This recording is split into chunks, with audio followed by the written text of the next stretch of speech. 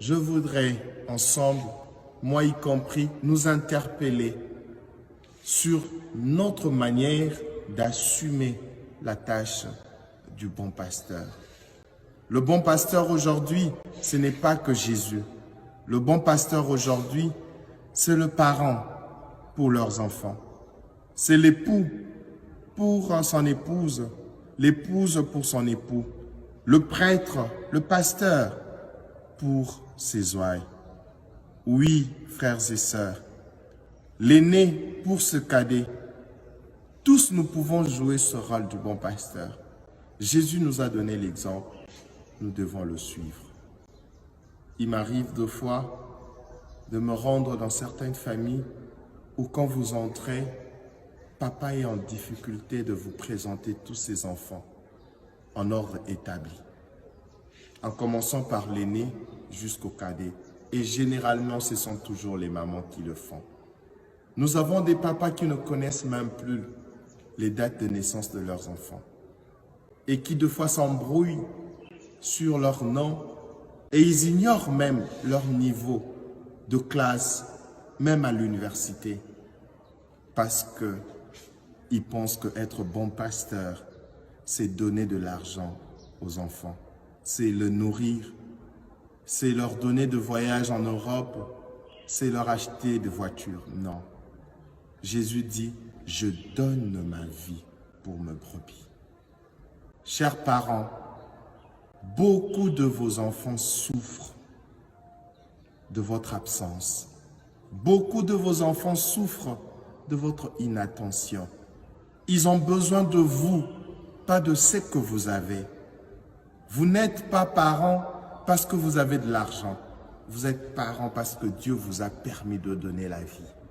Cessez, s'il vous plaît, de présenter à vos enfants vos avoirs et leur cacher votre être. Vos enfants ont besoin de votre être. Jésus ne nous a pas montré les avoirs.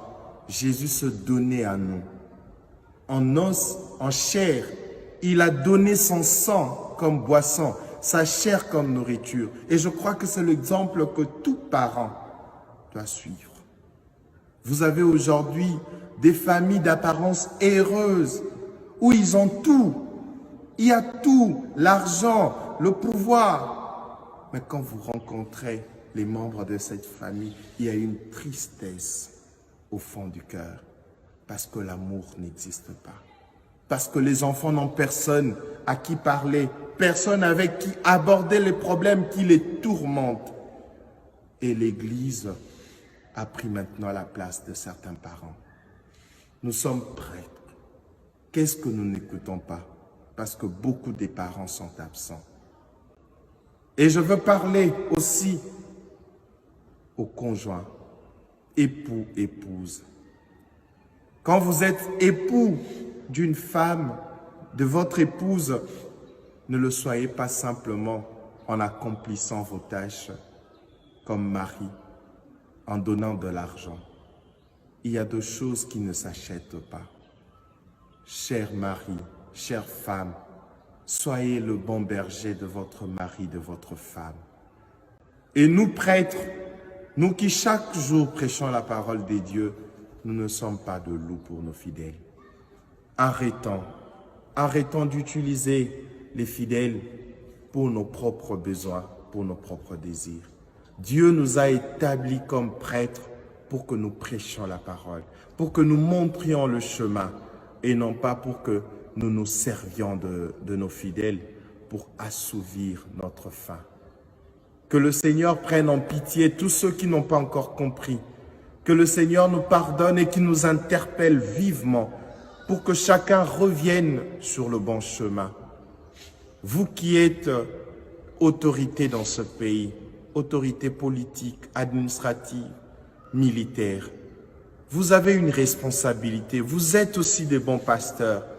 Sachez que chaque vie du Congolais qui se dilapide comme ça, Dieu vous en demandera compte.